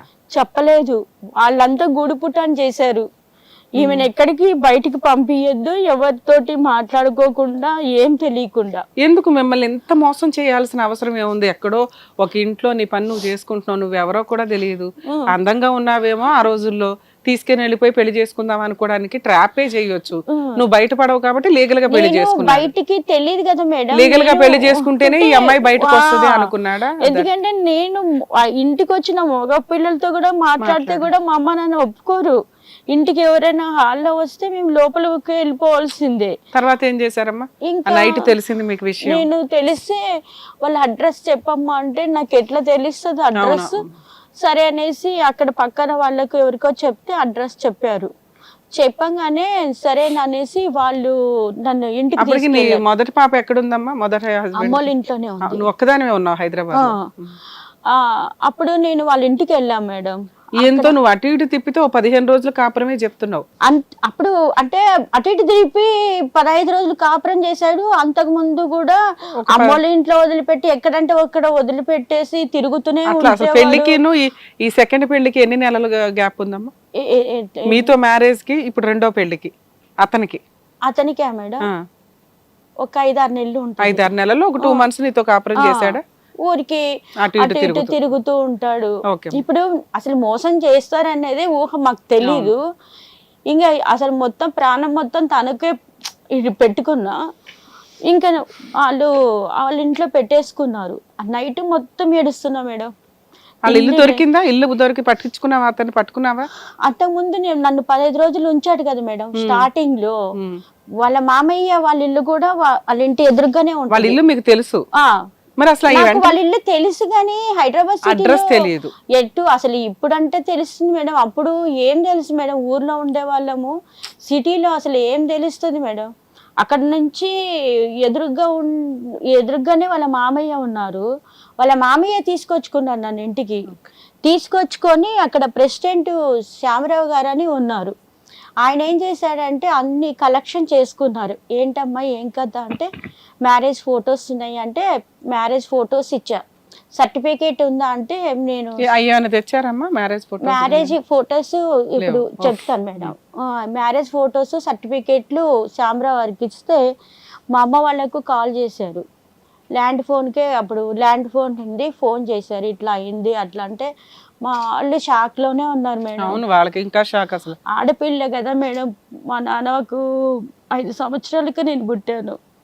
అందులో చేస్తే సుఖం లేదు, ఇప్పుడు చేస్తే ఇట్లా అయిపోయిందని వాళ్ళు చాలా ఏడ్చుకుంటూ వచ్చారు మేడం. వచ్చి ఏమైందంటే వాళ్ళ ఇల్లు బాగా ఆదరించారు అమ్మ నాన్నను నన్ను. ఎవరో మీ అత్త మామ ఈ సామరావు అనే ప్రెసిడెంట్ పెద్ద మనిషి ఆదరించి మీరు ఇంత అమాయకంగా ఉన్నారు, మీ పేరెంట్స్ ఇంత అమాయకంగా ఉంటే ఎట్లా కానీ వాళ్ళే నల్లకుంట పోలీస్ స్టేషన్కి వచ్చి అతని పేరెంట్స్ను వాళ్ళ తమ్ముళ్ళను అందరినీ లోపలేశారు. ఎందుకంటే వీళ్ళు అంతకుముందు నన్ను ఇంట్లోకి తీసుకెళ్ళమనేసి ఇంట్లో పెడితే వీళ్ళందరూ దొబ్బేశారు వీళ్ళ తమ్ముళ్ళు. అంటే వీళ్ళ తమ్ముళ్ళకి అన్నీ తెలుసు కదా. అప్పుడు ఆయన అందరినీ ఇరికిచ్చేసాడు. తమ్ముళ్ళు అందరినీ ఇరికిచ్చేసి అక్కడ ఏమైపోయిందంటే అమ్మాయి పెళ్లి చేసుకున్న అమ్మాయి వాళ్ళు వచ్చారు. వచ్చి నన్ను చూశారు. చూసి ఈ అమ్మాయి చిన్న అమ్మాయి ఇంత బాగుంది, రేపు పొద్దున్న వీడు చేసుకున్నా కూడా మళ్ళీ ఈమె దగ్గరికే వస్తాడు, ఆ అమ్మాయి బాగలేదు, వాళ్ళు కట్నం కోసం తీసుకున్నారు, వాళ్ళు ఎవరో అమెరికాలో ఉన్నారంట, ఈయన కూడా అమెరికా వెళ్ళటానికి అన్ని ప్లాన్ చేసుకున్నారు. సో వాళ్ళ ఇప్పుడు అందం కోసం నిన్ను, డబ్బు కోసం అమ్మాయిని పెళ్లి చేసుకున్నాడు. అలా అయిపోయి అలా చేసుకొని వాళ్ళను పిలిపించి వాళ్ళను చూసి వాళ్ళ మీద కేసు పెట్టేసి వాళ్ళు వెళ్ళిపోయారు. నువ్వు కేసు పెట్టావు, పెళ్లి చేసుకున్న కొత్త అమ్మాయి కూడా పెళ్లి కేసు పెట్టింది. వాళ్ళు నాకు ఏమని చెప్పారంటే, చూడమ్మా ఎప్పటికైనా నీకు మోసగాడే వీడు, నువ్వు ఇప్పుడేమి నీకేం జరగలేదు, వాడిని వదిలేసేయి, వాళ్ళందరినీ కేసులో ఇరికిచ్చి వదిలేసేయి, నువ్వు వెళ్ళిపో అన్నారు. అసలు మేడం నిజంగా ఆ క్షణంలో నాకు తన తప్పనిచ్చి ఎంత తప్పు చేసినా కూడా నాకు ఇంటికి వెళ్ళి అమ్మోళ్ళ ఇంటికి వెళ్ళాలంటే కూడా ఇష్టం పుట్టట్లేదు. నేను అక్కడే అతనితో ఉంటానని ఏడ్చాను. ఏడిస్తే వాళ్ళు నన్ను చేసుకున్న అమ్మాయి వాళ్ళు కూడా వచ్చి, నువ్వు నాకు అతను ఎస్ఐ అంట, నా దగ్గరకు వచ్చి, అమ్మ నువ్వు నా కూతురు లాంటి దానివి, అమ్మ నాన్న పలకరించాను, మీరు అమాయకుల్లాగా ఉన్నారు, వీళ్ళ కుటుంబాన్ని నమ్మొద్దు, అందరినీ జైలు పంపించేసి నువ్వు అమ్మ నాన్న చెప్పినట్టు విని చదువుకొని మంచిగా జాబ్ చేయని చెప్పేసి వెళ్ళిపోయారు. వెళ్ళిపోయాక అమ్మ నాన్న నన్ను మళ్ళీ ఊరికి తీసుకెళ్ళిపోయారు. ఇంటికి వెళ్ళిపోయాక 2 సంవత్సరాలకు ఫోన్ చేశాడు మేడం. ఫోన్ చేసి, అంటే అప్పటికి వాళ్ళకి కోర్టుకు తిరుగుతున్నారు కదా. ఏది రెండో అమ్మాయి పెళ్లి చేసుకున్న అమ్మాయి కోర్టులో కేసులు వేసింది. కోర్టులో వాళ్ళతో ఏం సెటిల్మెంట్ చేసుకోలేదా వీళ్ళు? వాళ్ళు సెటిల్మెంట్ నాకు చేసుకోలేదు మేడం. ఇప్పుడు నేను కూడా కేసు వేసాను కదా, ఇప్పుడు వాళ్ళకు అటు ఇటు తిరుగుతున్నారు కాబట్టి నేను కావాలి. అక్కడ కూడా కుయ్యుతుంది కానీ నాకు తెలియలేదు. ఫోన్ చేసినప్పుడు రెండోసారి కూడా మోసపోయావు. ఫోన్ చేసేటప్పుడు మా అమ్మ వాళ్ళు ఇచ్చేవాళ్ళు కాదు ఫోను. సరే నేనే ఎప్పుడో వీళ్ళు బయటికి వెళ్ళినప్పుడు నేను ఇంట్లో ఉన్నాను, ల్యాండ్ ఫోన్కి ఫోన్ చేస్తే ఏడ్చాడు మేడం, క్షమించు, నేను నాకేదో మా అమ్మ వాళ్ళు ఇంకో పెళ్ళే చేసేసుకున్నారు తల్లి, నువ్వు ఎట్లా క్షమిస్తావు? అంటే వాళ్ళు వెళ్ళిపోయారు మేడం, కేసేసి అమ్మాయి వదిలేసి వెళ్ళిపోయారు. అయితే క్షమించు, నేను వాళ్ళు వెళ్ళిపోయారు కదా. విడాకులు ఇచ్చేసాడా? వెళ్ళిపోవడం వేరు, విడాకులు ఇవ్వడం వేరు. వాళ్ళు విడాకులు కాదు మేడం, వాళ్ళు కేసు వేసి కోర్టు నడుస్తుంది వాళ్ళది. ఇప్పుడు నేనేసిన కేసు కూడా కోర్టులో నడుస్తుంది కదా. ఇప్పుడు అతను కుయ్యక్తి ఏంటంటే కేసు విత్డ్రా చేసుకోవాలని, కానీ నాకు ఫోన్ చేసి ఏడ్చాడు, నేను ఎప్పుడు అలా చెయ్యను, తప్పైపోయింది, నువ్వు దేవుడు నమ్ముకున్నావు, నేను కూడా దేవుడిని నమ్ముకున్నాను, నీకోసమే ప్రార్థన చేస్తున్నాను, నువ్వు వచ్చేసేయి అనేసి నన్ను ఊరికి వచ్చాడు మేడం. ఊరికి వచ్చి నన్ను అమ్మోళ్ళకి ఇష్టం లేకపోయినా కూడా అమ్మోళ్ళు ఈసారికి రావద్దు, నువ్వు వెళ్ళిపోతే, నువ్వు అతనే కావాలంటున్నావు, మళ్ళీ మోసం చేస్తే నువ్వు ఎక్కడికి వెళ్తావు. అంటే 95లో 96లో ఈ గొడవ జరిగింది, 98లో మళ్ళీ వచ్చి వెనక్కి తీసుకొచ్చాడు. మళ్ళీ వెనక్కి తీసుకొచ్చినాక ఎంతకాలం ఉన్నావమ్మా? అప్పుడు 98లో 2 సంవత్సరాలకు నన్ను తీసుకెళ్ళిపోయాడు. తీసుకెళ్ళి ఇక్కడ లంగర్ హౌస్ దగ్గర ఇల్లు తీసుకొని ఉంచాడు అనమాట. అది కూడా ఉంచినాక ఉన్నాడు, నా దగ్గరే ఉన్నాడు. కేసు నడుస్తూ ఉన్నింది, అది ఇయర్స్ ఒక 4-5 ఇయర్స్ నడుస్తుంది. ఇంకా నమ్మనా మేడం, 4-5 ఇయర్స్ నా దగ్గరే ఉంటే నేను నమ్మాను మేడం. సో ఇప్పుడు వచ్చిన దానివి ఒక 4-5 ఇయర్స్ కాపురం చేస్తూ మళ్ళీ మీకు ఏమైనా ప్రెగ్నెన్సీ గానీ పిల్లలు గానీ? ప్రెగ్నెన్సీ అప్పుడు రాలేదు మేడం, తర్వాత వచ్చింది. అంటే అప్పుడు అబార్షన్ అయింది, అంటే టాబ్లెట్లు హాస్పిటల్కు వెళ్ళకుండా ఉన్నాను కదా, అబార్షన్ అయింది. అయితే ఆ టైంలో అమ్మాయి వాళ్ళు నా దగ్గరకు వచ్చారు, వచ్చి ఇట్లాగా అంటే ఈయనేం చేశాడు, అప్పుడే వీళ్ళు వస్తున్నారని చూసి నన్ను తీసుకెళ్ళిపోయి అక్కడ ఇల్లు మార్చేశాడు వాళ్ళు రాకుండా. వాళ్ళ కేసు ఏమైపోయిందో నాకు తెలియదు మేడం, నా కేసు రన్నింగ్ అవుతుంది. మీరిద్దరూ కలిసి 5 ఏళ్ళు కాపురం చేస్తున్నా 498 కేసు రన్ అవుతుంది. రన్ అవుతుంటే ఇంకా లాస్ట్ కి తను ఏమన్నాడంటే, నువ్వు కేసు విత్డ్రా చేసుకో. ఇప్పుడు నేను నమ్మాను, 4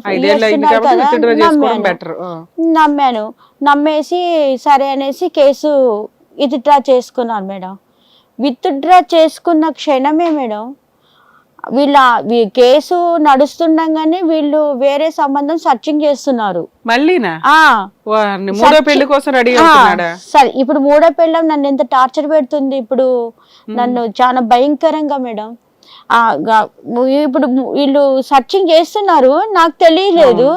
ఇప్పుడు నమ్మాను కదా తనను. ఆయన ఏం చేశాడంటే, నాకు మీరు నమ్మండి నమ్మకండి, నాకు విజన్స్ వచ్చేవి నెరవేరుతుంది. అట్లాగా ఇది అంటే కొంతమంది నమ్మరు కానీ నేను నాకు చాలా విజన్స్ ఇందులో నమ్మకం వచ్చినవి కూడా ఏముందమ్మా, సిక్స్త్ సెన్స్ ముందుగా ఊహిస్తున్నావు అన్ని.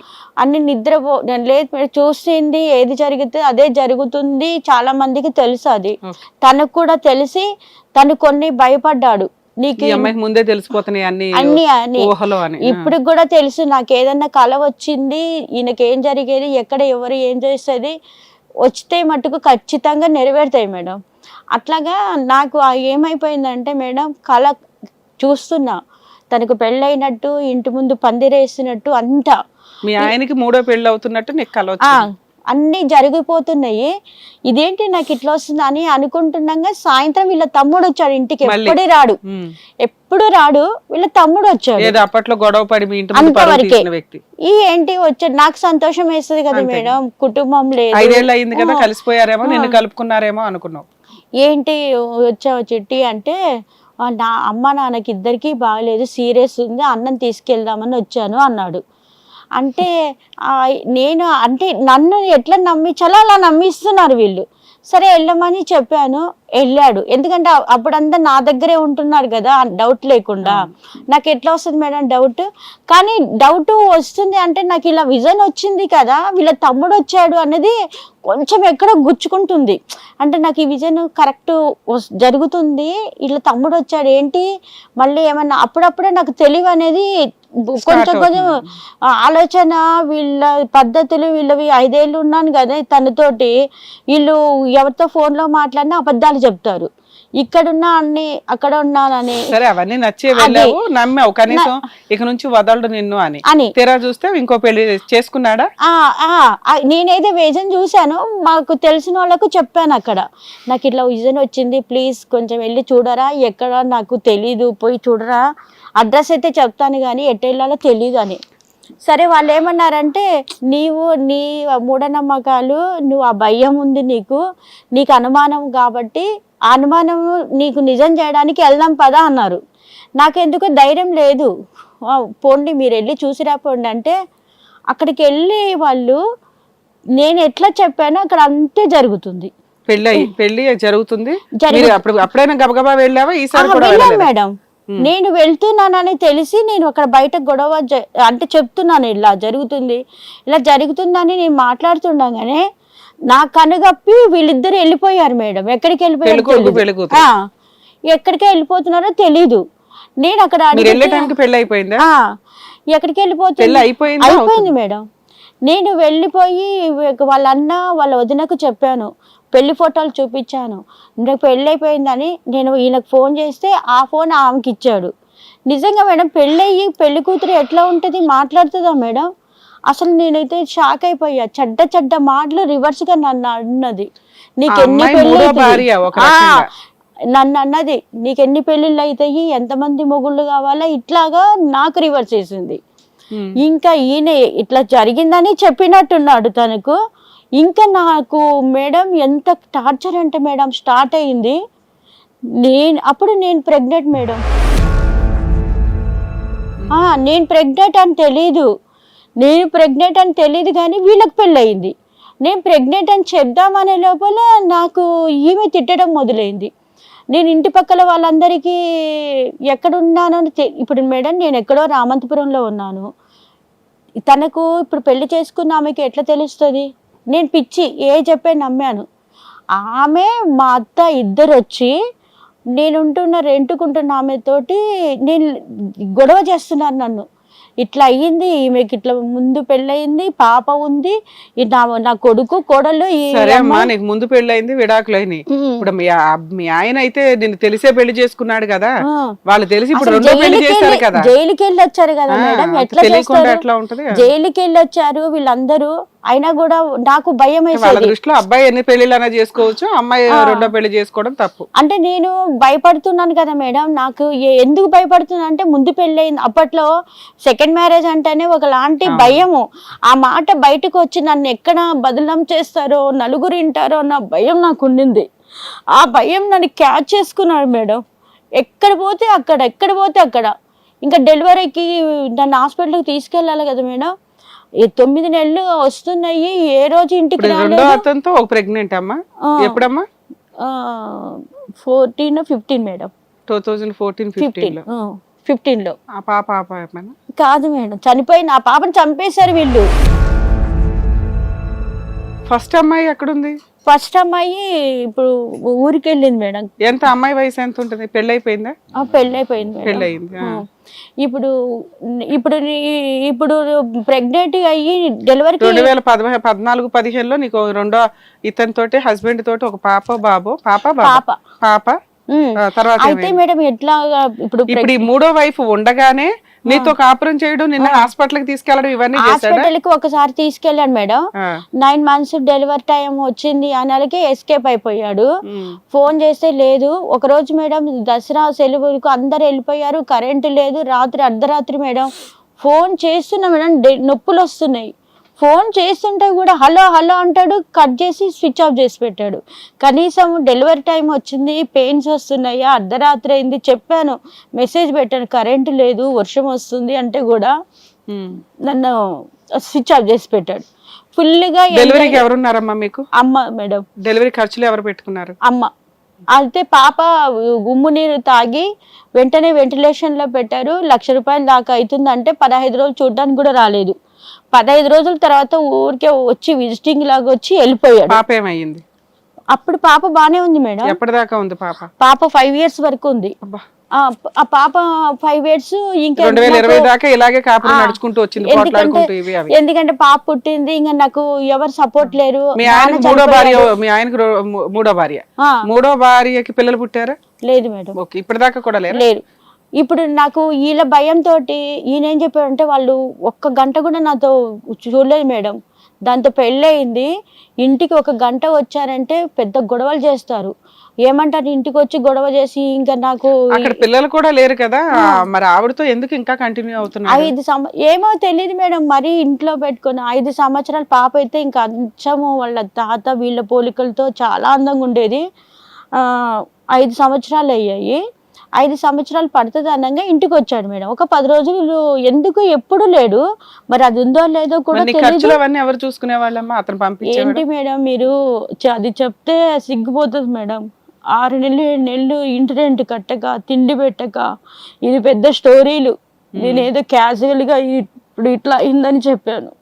తిండి లేకుండా గడిపాను మేడం. పిల్లల్ని పెట్టుకొని స్కూల్ కూడా పంపించుకోకుండా, ఏప్రిల్ నెలలో ఫ్యాన్ లేకుండా ఉంటే ఆయన ఏసీ వేసుకొని కాళ్ళల్లో తిరిగాడు. అట్లా ఈమెకి ఏమేమి చెప్తున్నాడో నాకు తెలీదు. ఇది ఫోన్ చేసి రిటర్న్గా నన్నే తిడుతుంది, చెడ్డ మాటలు తిడుతుంది. వాడున్నాడు వీడున్నాడు ఇట్లా చేసుకున్నాడు. ఏం కాదు, చాలా అందంగా నేను చర్చికి వెళ్తున్నాను అనేసి చెప్పేసి వెళ్ళాను మేడం. తను చూసుకుంటున్నాడు అప్పుడప్పుడు పాపను. Christian marriage? లేదు madam, Hindu. First Christian marriage, ఇతను హిందూ మ్యారేజ్.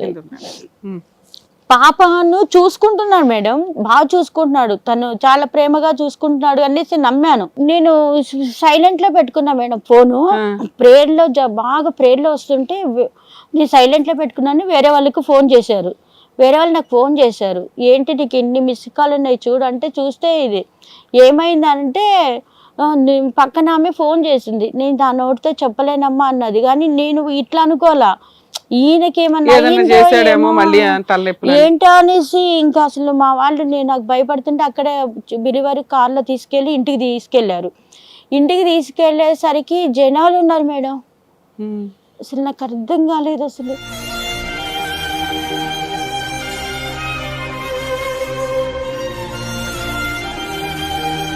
పర్లేదు, ధైర్యంగా ఉండండి అమ్మా, చెప్పండి. అంటే వీళ్ళందరూ కలిసి ఇది అక్కడికి వస్తుంది. ఒకసారి పాపను తీసుకెళ్ళాడు దాని దగ్గరికి. దాని పిల్లలు లేరు కదా, ఊరికి అట్లా తీసుకెళ్తాను ఇంటికి అని తీసుకెళ్తే దానికి బటక్స్ చుట్టూ అగ్గితో కాల్చింది మేడం. అది కూడా చూపించా తనకి. నేను మళ్ళీ నమ్మాను మేడం. సరేలే, మళ్ళీ వాళ్ళు ఎవరు నీళ్ళల్లో పడి చనిపోయిందని చెప్పారు. ఎలా, ఎక్కడ నీళ్లు మునిగిపోయి అంత నీళ్లు ఎక్కడ ఉన్నాయి?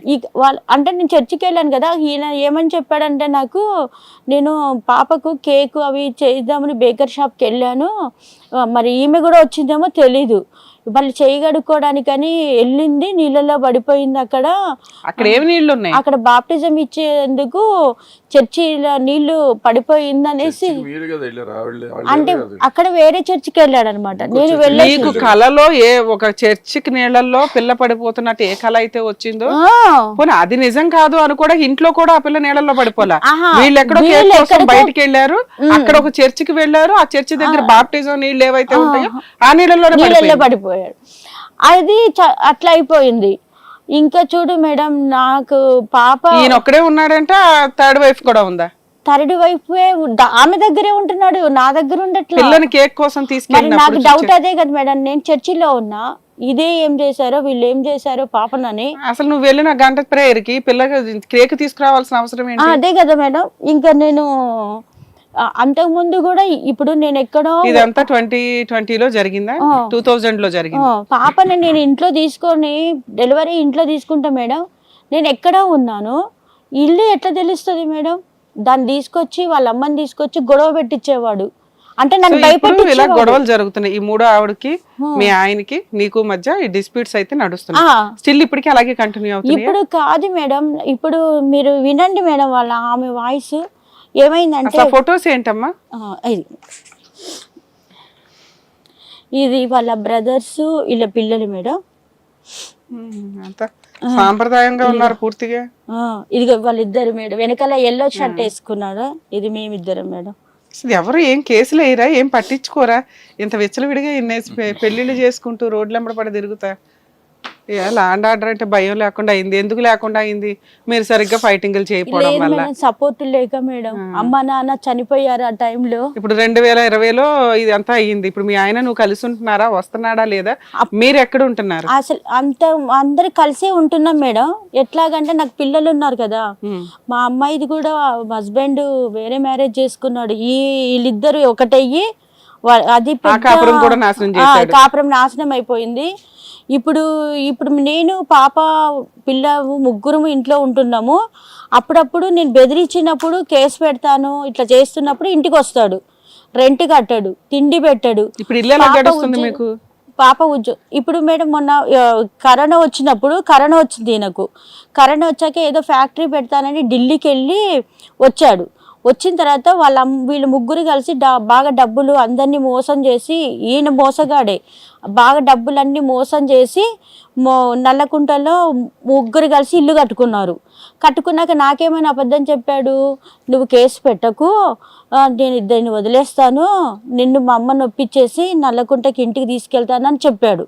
సరే నేను కేసు పెట్టాలి అనేసి అన్నా.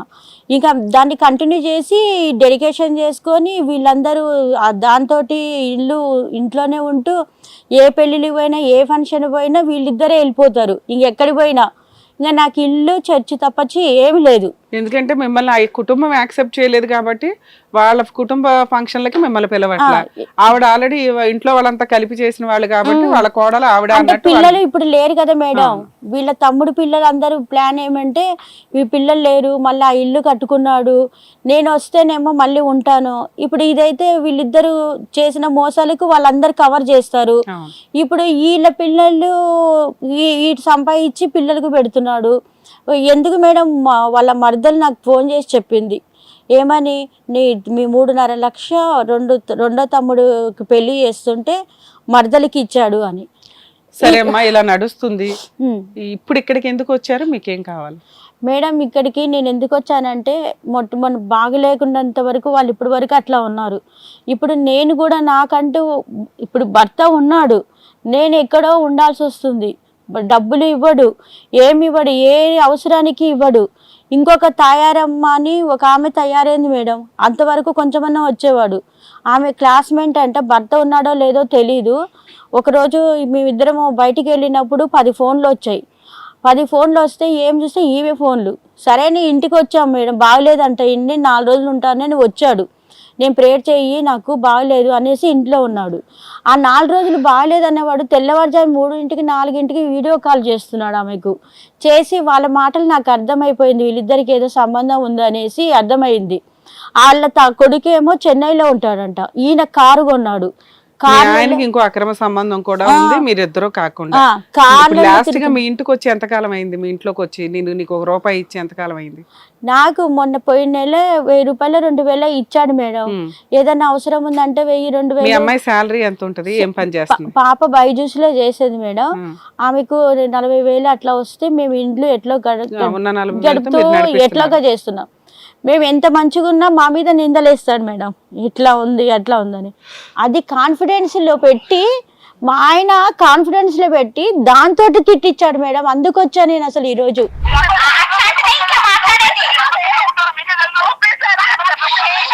అది తిడుతుంది మేడం నన్ను.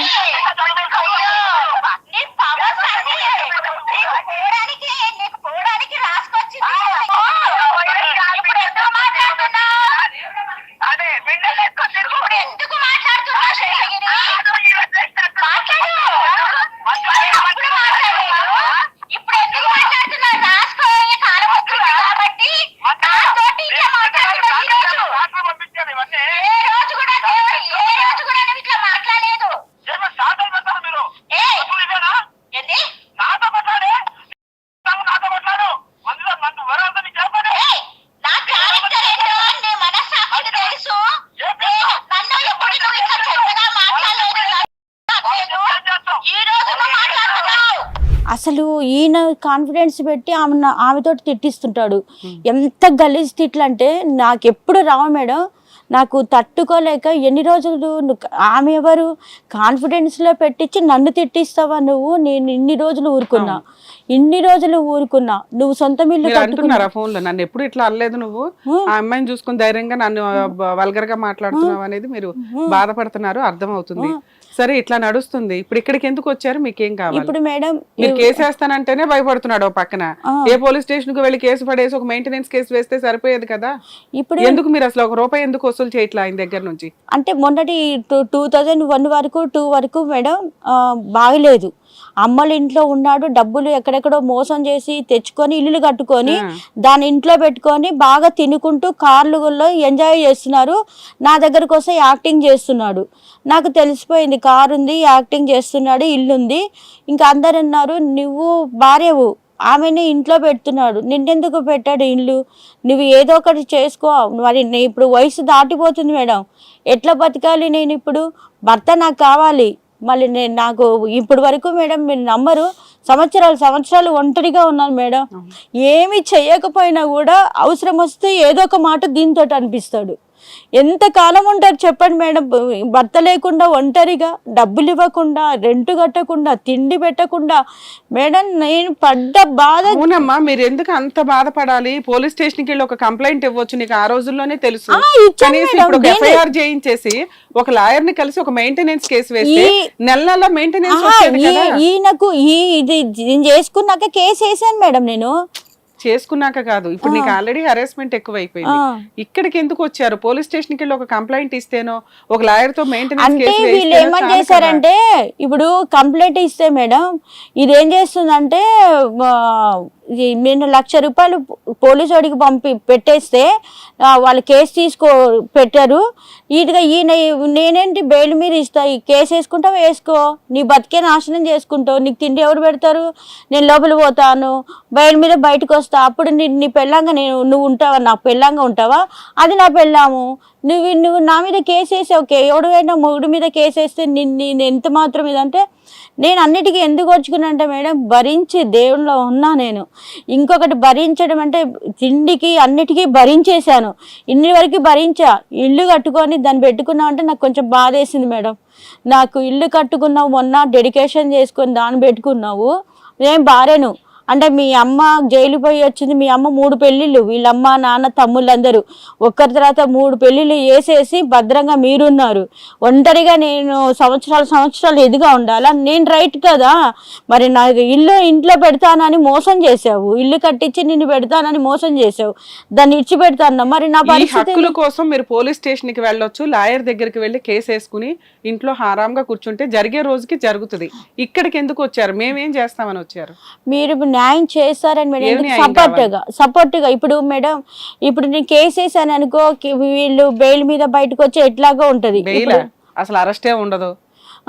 అరెస్టే అప్పట్లో ఉండదు. నువ్వు వేసినప్పుడు కేసులు అరెస్టులు, ఇప్పుడు అరెస్టులు లేవు దాన్ని. ఎందుకంటే మీరు ఆల్రెడీ సీనియారిటీ వచ్చేసిన కేసు, ఇన్ని సంవత్సరాల నుంచి నీకు ఆ విషయం తెలుసు, అడ్జస్ట్ అయ్యావు, చేసుకున్న ఆవిడకి విషయం తెలుసు, అడ్జస్ట్ అయ్యింది. ఇక మీది ఫస్ట్ మ్యారేజ్ సెకండ్ మ్యారేజ్ అని ప్రూవ్ చేసుకోవడం జరిగే పని కాదు.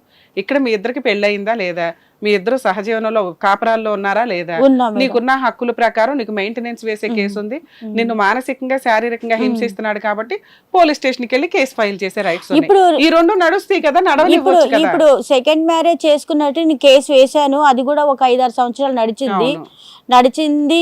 మళ్ళీ నన్ను కాలు పట్టుకొని బతిమలాడి ఇప్పుడు ఎందుకు వేయట్లేదు? అది ఇప్పుడు వేస్తాను మేడం. అందుకే మీ దగ్గరికి ఎందుకు వచ్చానంటే మీరు మాకు సపోర్ట్ గా ఉంటారు, మాకు సపోర్ట్ ఎవరు లేరు, పోలీసులు అయినా కూడా వాళ్ళ కేసు కూడా బలంగా ఉంటది. మేమెందుకమ్మా, ఏ లాయర్ దగ్గరికి వెళ్ళినా వాళ్ళే వాళ్ళని ఒక ఆట ఆడిస్తారు, ఎందుకంటే అన్ని తప్పులు ఉన్నాయి. మీరు పోలీస్ స్టేషన్కి వెళ్ళి కంప్లైంట్ ఇవ్వడం, ఒక చిన్న లాయర్ని పెట్టుకున్నా కూడా వాళ్ళు భయపడి మీతో సెటిల్మెంట్ కి వచ్చే కేసు ఇది. సెటిల్మెంట్ చేయరు, సెటిల్మెంట్ చెయ్యొద్దు. నేనే అంటున్నా, సెటిల్మెంట్ చేసుకోక ఈ కేసుని. ఎందుకంటే ఇప్పుడు సెటిల్మెంట్ చేసుకుని ఏం చేయాలి, ఇంకో పెళ్లి చేసుకోవాలా ఏమన్నా, కోర్టులో కేసు నడవాల్సిందే, వాళ్ళు కోర్టుల చుట్టూ తిరగాల్సిందే. 2 నెలల నీకు మెయింటెనెన్స్ రావాలి. అతను ఏదో నెలకు ఒక 1000 రూపాయలు ఇవ్వడమో, 2 నెలలకు 1000 రూపాయలు ఇవ్వడమో కాదు, నెలకు 10-15 వేలు ఆర్డర్ చేస్తారు ఈ రోజుల్లో కోర్టులు.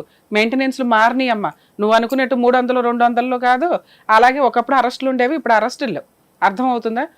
కోర్టులో ఇప్పుడు మన మీద ఒక కేసు ఉంటే మనం టెన్షన్ పడుతూ వెళ్తూ ఉంటాం కదా, వాళ్ళకి ఆ టెన్షన్ స్టార్ట్ అవుతుంది. పైగా అబ్బాయి కేసులు అంటే భయపడుతున్నాడు. ఇప్పుడు మాట్లాడే విధానం ప్రకారం ఇంత తెగిచ్చేసి పెళ్లిళ్ళు చేసుకుంటున్నాడు అంటే ఏ కేసులన్నా వేస్తే ఎందుకు వచ్చిన గోళ అని ప్రతి చాట అక్కడ కవర్ చేస్తున్నాడు, ఇక్కడ కవర్ చేస్తున్నాడు. నువ్వు ఇప్పుడైనా కేసులు వేయకపోతే అతనికి అది అలవాటు అయిపోయింది. వాళ్ళ ఫ్యామిలీ మెంబర్స్ కానీ వాళ్ళకి కానీ మనం ఏం చేసినా ఆవిడ అరుస్తుంది, తిడుతుంది, శాపనార్థాలు పెట్టుకుంటది, ఇంతే అయిపోయే. ఇప్పుడు మళ్ళీ 1000 రూపాయలు ఇస్తే చాలు. మీరు ఒక ఫోన్ ఆమెకు చేసి, నేను చేస్తాను మేడం ఒకసారి ఆమెతో మాట్లాడతా, ఆ విధానం చూడండి మేడం. అసలు ఒక్క నిమిషం రాంగ్ అమ్మ, ఒక్క నిమిషం, చాలా రాంగ్. ఎందుకంటే ఆవిడతో మాట్లాడే రైట్స్ మాకు లేవు. ఒకటి మాట్లాడతా మేడం, ఆవిడికి ఈ కేసుకి సంబంధం లేదు. మీ ఆయనకి నీకు మాత్రమే సంబంధం ఉంది. మీ ఆయన నీకు అన్యాయం చేశాడు, నువ్వు అతని మీద, అతని అమ్మా నాన్న మీద కేసులు ఫైల్ చేసుకునే రైట్స్ మీకున్నాయి. మీ ఈగో సాటిస్ఫై చేసుకోవడానికి ఇక్కడ ఫోన్ కాల్స్ చేసి మేము తిట్టడమో, మీతో తిడుతుంటే ఎంటర్టైన్ చేయడమో చేయలేదు. ఎందుకంటే ఆ కేసులో ఉన్న స్ట్రాంగ్నెస్ ని బట్టి ఉంటది. కేసులో స్ట్రాంగ్నెస్ ఏంటి, ఫస్ట్ అమ్మాయికి 2వ పెళ్లి అయింది చూడు, ఫస్ట్ టైంలో నిన్ను తీసుకొచ్చి 15 రోజుల్లో పెట్టి 2వ పెళ్లి చేసుకుంటున్నాడు చూడు, అది స్ట్రాంగ్ కేసు. ఇప్పుడు ఇతను ఈ అమ్మాయి తోటి ఒక 1 వీక్ బ్యాక్ ఎప్పుడో పెళ్ళి అయ్యి, లేదా ఇప్పుడు రేపో ఎల్లుండో పెళ్ళి అవ్వబోతుంటే ఫోన్ చేసి నువ్వు అసలు వద్దన్నా నువ్వు ఆపినా మేము ఆగం, ఆ పెళ్ళి ఆపాలి, మేము చాలా స్ట్రాంగ్ గా దిగిపోతాం. ఎందుకంటే కేసును బట్టి ఉంటది. వేరే ఎపిసోడ్స్ లో వేరే వాళ్ళకి ఫోన్లు మాట్లాడేశారు కదా, మనకి ఫోన్ మాట్లాడేశారు, తిట్టేస్తారంటే నీ తిట్లు నేను తిట్టాల్సిన అవసరం నాకు లేదు. కేసును బట్టి ఉంటుంది, ఇచ్చి కేసును బట్టి. ఈ టైంలో మేము ఫోన్ మాట్లాడితే ఎలా ఉంటుందో తెలుసా, నువ్వేదో ఎమోషన్లు అరుచుకోవడానికి మమ్మల్ని వాడుకున్నట్టు ఉంటుంది. యూజే లేదు. ఒక ఫోన్ చేస్తే అవతల వాళ్ళు భయపడాలి, ఒక ఫోన్ చేస్తే ఆ ఫోన్ వల్ల నీకు ఎంతో కొంత రిజల్ట్ ఉండాలి. నీ సాటిస్ఫాక్షన్ కోసం ఫోన్ చేయడం కుదరదు. ఎందుకంటే ఇది అమ్మలక్కలు తగాదా, 20 ఏళ్ల నుంచి నడుస్తుంది. ఈ రోజు కొత్తగా పెళ్ళయ్యి అబ్బాయి నిన్ను మోసం చేసి వెళ్ళాల, నిన్ను జీవితకాలం మోసం చేస్తున్నాడు. 10-15 ఏళ్ల నుంచి, 10-15 ఏళ్ల నుంచి కదా, నీ పెళ్లి దగ్గర నుంచి మోసం చేస్తున్నాడు. ఈవిడ 2వ ఆవిడ. ఫస్ట్ అమ్మాయితో అమ్మాయిని మోసం చేశాడు, నిన్ను మోసం చేశాడు. ఇప్పుడు 2వ ఆవిడ ఈవిడ. నిన్ను ఫస్ట్ భార్య, లీగల్ గా నువ్వు. ఇది సంవత్సరాల తరబడి నడిచిపోతుంటే ఇప్పుడు మేము దిగి పోట్లాడితే అదేదో కుళాయిల దగ్గర, బిందెల దగ్గర నీళ్ళ తగాదాల్లాగా ఉంటుంది, పనికి మాల తగాదు. అర్థమైందా? ఒక ఫోన్కి ఒక క్వాలిటీ ఉంటుంది, ఒక ఇంపార్టెన్సీ ఉంటుంది. దాని రిజల్ట్ని బట్టే కాల్ చేస్తాం. ఇప్పుడు నేను రమ్య గారు వెనకాల ఉన్నారో, లేకపోతే టీవీ షో వెనకాల ఉందో అని చెప్పి బ్లాక్మెయిల్ చేయడానికి యూజే లేదు. ఆవిడ స్టాండ్ వచ్చేసింది. ఎక్కడ కుటుంబ సభ్యులందరూ ఆవిడ వెనకాల ఉన్నారు, వాళ్ళ కుటుంబంలో ఆవిడనే వాళ్ళు యాక్సెప్ట్ చేస్తున్నారు. మీకు మీ స్టాండ్ వచ్చేసింది లీగల్గా. నువ్వు ఫస్ట్ వైఫ్వి, నువ్వు ఏమన్నా చేయగలవు. ఇలా నువ్వు హక్కుగా వెళ్ళాలి తప్ప అమ్మలక్కల తగాదాలకి వెళ్ళకూడదు. అలా ఫోన్లు మాట్లాడుకోవడం ఏం ఉపయోగం ఉంది? అది ఫస్ట్లో మాట్లాడుకొని కట్ చేయడానికి ఉపయోగపడుతుంది. 20 ఏళ్ళు 15 ఏళ్ళు అయిపోయిన తర్వాత ఎవరి రైట్స్ వాళ్ళకున్నాయి. ఇక్కడ ఆ రైట్స్ ఉన్న అమ్మాయిని మనం తిడితే అమ్మలక్కలు తగాదా అవుతుంది అంటున్నా. యూజే లేదు. మా గుడ్ విల్ తగ్గించుకోవడం అసలు ఆ హక్కు లేని విషయం. ఇప్పుడు ఆ అమ్మాయి ఇక్కడికి వచ్చేసి ఏమండి, ఆ అమ్మాయికి ఆల్రెడీ సెకండ్ మ్యారేజ్ అండి, మా ఆయన్ని పెళ్లి చేసుకుంది బ్లాక్మెయిల్ చేసి, ఆయన తర్వాత ఇంకో అమ్మాయిని పెళ్లి చేసుకున్నాడు, ఇప్పుడేమో ఆయనతోనే ఉంటుంది, నన్ను కూడా పెళ్లి చేసుకున్నాడు, 15 ఏళ్ళు అయ్యింది, ఆవిడ తిట్టండి అని ఆ అమ్మాయి వస్తే మిమ్మల్ని తిడతామా? తిట్టం. ఎందుకంటే 15 ఏళ్ళ నుంచి నడుస్తుంది ఈ స్టోరీ. ఒకరికొకరికి అలవాటు అయిపోయింది. మీకు తిట్టుకోవడాలు, తన్నుకోవడాలు ఇవన్నీ కామన్. ఇష్యూ వచ్చినప్పుడల్లా ఆవిడ హక్కు ఆవిడకుంది, ఆవిడ ఇంట్లో ఉంది, నీ హక్కు నీకుంది, నీ దగ్గరకు వస్తున్నాడు అతను. ఈ ఇష్యూ మీద ఫోనులు చేయడమో మాట్లాడడమో కుదరదు. రెండోది, నీ హక్కులు నీకు తెలియాలి. సార్ మాట్లాడినాక చెప్తాను. ఈ సంవత్సరాలు అయినాక ఇప్పుడు ఏంటమ్మా ఇక్కడికి వచ్చి కేసు ఏం చేస్తారు? ఎవరైనా ఎట్లా సస్టైన్ చేశారు? మేము 20 ఏళ్ళు అయింది కదా మీకు, ఆల్మోస్ట్ 20 ఏళ్ళ నుంచి ఆ డబ్బులు ఇచ్చినా ఇవ్వకపోయినా ఎట్ట బతుకుతున్నారు మీరు? అదే ఆ అంటే పాపను ఎవరు? ఆయన మీ నాన్నగారు పెంచారా? అమ్మ నాన్న చూసుకున్నారు సార్. అప్పటి ఇప్పుడు నుంచి మీరు ఇక్కడ అంటే ఈ తనతోటి నేను ఇప్పుడు వచ్చి వెళ్తున్నాడు కాబట్టి రెంట్ ఒక నెల ఇస్తాడు, 4 నెలలు ఇవ్వడు. ఫుడ్ ఒక నెల తెస్తాడు, అదే అడ్జస్ట్ చేసుకోవాలి. తనతోటే రన్నింగ్ ఉంది సార్. 3 నెలలకు 1 నెల తింటే 2 నెలలు తినకుండా ఉన్నారా? ఏం చేస్తారు? మీరేం పని చేయట్లేదు, చేస్తున్నారా? లేదు సార్, అసలు మేము చాలా మేమున్న రెంట్ వాళ్ళని అడగండి ఎంత మమ్మల్ని ఇబ్బంది పెట్టాడు. ఎందుకంటే తనతోటి 20 ఏళ్ళ నుంచి ఇట్లా అడ్జస్ట్ అయిపోయి అడ్జస్ట్మెంట్ కాదు అది, ఆ కోర్టు కేసు ఒకసారి జైలుకి పంపించారు తెలిసింది కదా, ఇమీడియట్ గా అదే చేసేసి ఉంటే అయిపోయేది కదా.